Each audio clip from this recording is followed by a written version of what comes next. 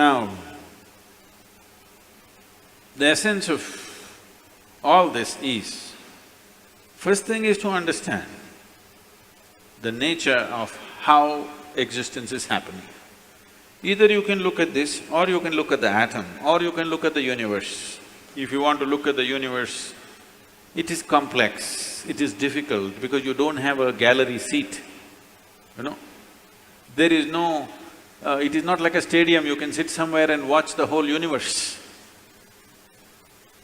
Very difficult, you can only see it in pieces. If you want to watch an atom, nobody has seen an atom, do you know this? Do you know this? Even in a super electron microscope, you can't see an atom. We have observed its activity, but we have never seen an atom as such. But we have broken it. We are capable of breaking things that even we cannot see. That's our… we are very proud of this these days. We can break anything. We can make it or not is a questionable thing, but we can break anything we want. Even if we cannot see it, we can break it.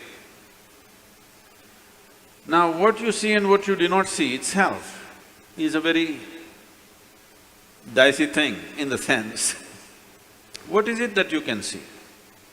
Right now, can you see my hand? Yes.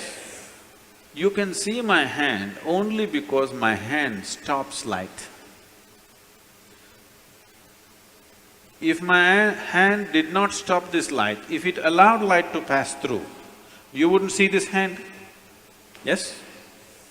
Or in other words, right now your visual apparatus can see only those things which stop light. Anything that allows light through, you cannot see it. You cannot see light itself, first of all. Can you see the light that is here? No, only whatever stops light, you can see it.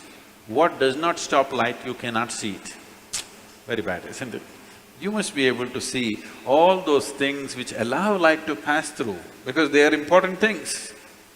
But right now your visual apparatus are trained to see or capable of seeing only that which stops light. So the whole process of seeing life the way it is means, first of all, evolving an eye, a thoughtless eye, an eye which is free of thought.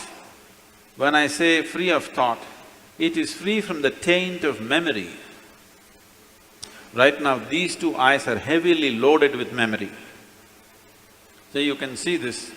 If you see a group of people like this, if you just casually look like this, if among these hundreds of people, if there is one face that you're familiar with, you will see suddenly that face sticks out. Have you noticed this? Have you noticed this? You're going in a street, there are 100 people standing there. Your friend is among that. If you look here, just this friend's face is more clear than the rest of the faces, because this eye works with memory. The more memory you have, the better it sees. No memory, it cannot see. Memory means an accumulated past. Memory means information. Memory means that which does not exist but acts out as if it does. Memories are more real than reality, isn't it so? Yes or no? So I want you to understand, everything in your life is run by memory. Not just your computer stick, everything in your life. When I say memory, not just what you carry here, your very body is a body of memory. Why, if you eat a banana, it becomes a masculine body, and if she eats a banana, it becomes a feminine body, is simply because of the memory that it contains, isn't it? The information that is stored in this body and that body is different. Same banana, it becomes a man, same banana, it becomes a woman. Yes or no? Huh? Are you eating different types of bananas? Same thing, same food if you eat, it is becoming one way. In one person it is becoming dark skin, in another person it's becoming fair skin. How? The memory that you carry. Do you remember your great-great-great-great-great-grandfather? You don't. But his nose is sitting on your face.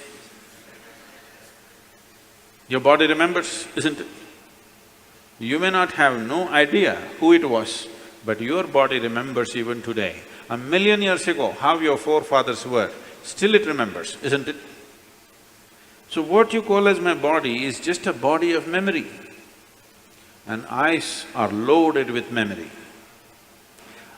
An eye which is loaded with memory, an eye which is corrupted with memory, cannot see anything the way it is. It will only see things as it is convenient because the software is working from inside. It will not allow you to see anything the way it is. This is what traditionally we are referring to as karma. It is there in your body, it is there in your energies, it is there in the way your chemical reactions happen, it is there in your brain, it is there in your mind, it is there in everything. In the very physical energy that you carry, there is memory, because you will see each person's energies behave differently from the other, simply because of the type of memory it carries. If you want to get rid of this, it's a long process. And if you get rid of this, dismantling of the personality and the body will happen.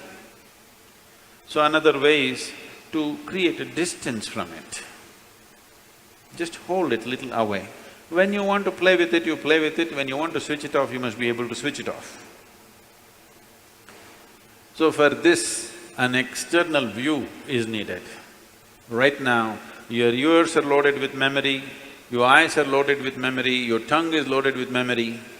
Why? If you are born in Karnataka, if you go to North India, food doesn't taste good, is because the tongue is loaded with memory.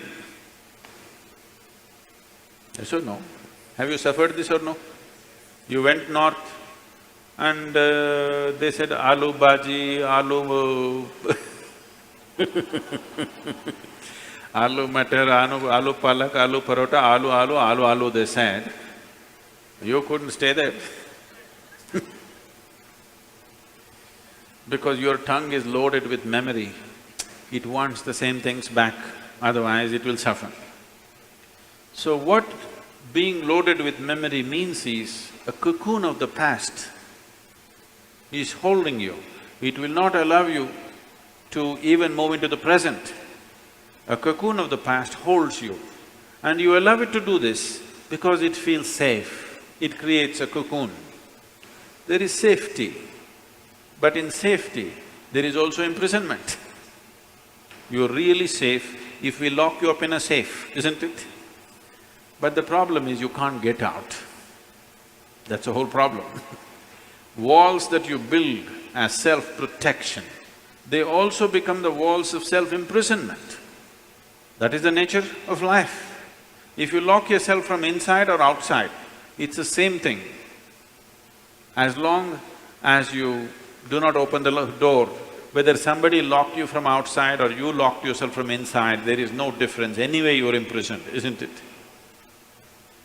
At least somebody locked you from outside, you can at least complain and scream. You locked yourself from inside, you can only be depressed. You cannot even scream. At whom will you scream? So this process of what we are looking at is the memory imprints itself on all levels,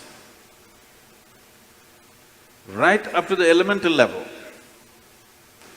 From the 5 elements which function here, from just after that, memory's work starts. So when we utter the word karma, it is not one simple formula, or it's not, people are saying theory of karma. We are not talking about any theory.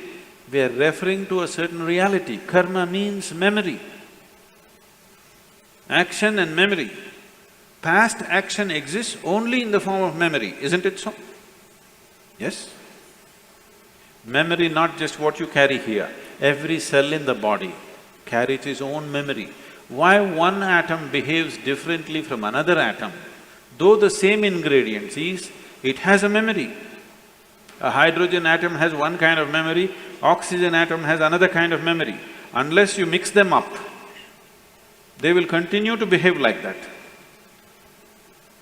It is in a small circle, you are in a little larger circle, the universe is in a much larger circle, but the same memory rules all of it. So when we said karma, we are not talking about some concept or philosophy, we are referring to a certain reality which is finding manifestation as who you are. The very shape of your body is because of memory. If a bird eats a mango, it becomes a bird. If a worm eats a mango, it becomes a worm. If you eat a mango, you become a human being. Same mango, how many things it's doing, depending upon what kind of memory it carries, isn't it? What you call as a seed, if you plant the same seed, if you plant a seed in the same soil, here you plant a mango tree, here you plant an apple tree in the same soil, this will only produce apples, this will only produce mangoes. I know there is a newspaper picture where a jackfruit is become bananas, that's different. Yes? You saw this? Are you all from Bangalore or Devanahalli?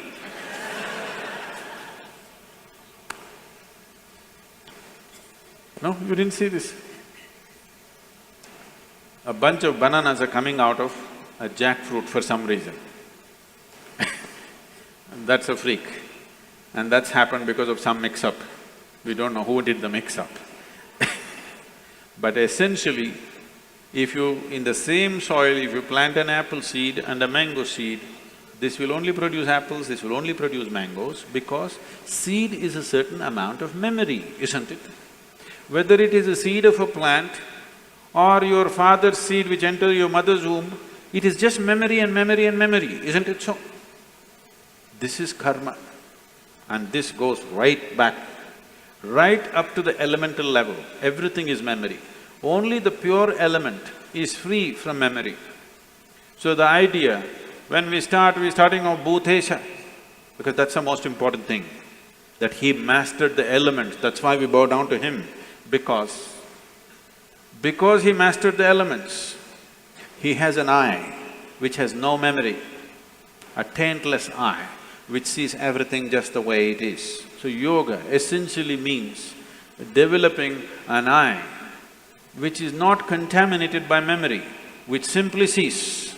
It does not see things the way your memory perverts it, it simply sees everything the way it is. This eye will see those things which do not stop light. Right now, these two eyes can only see what stops light. If you start seeing something that does not stop light, that means another dimension of the eye is beginning to function.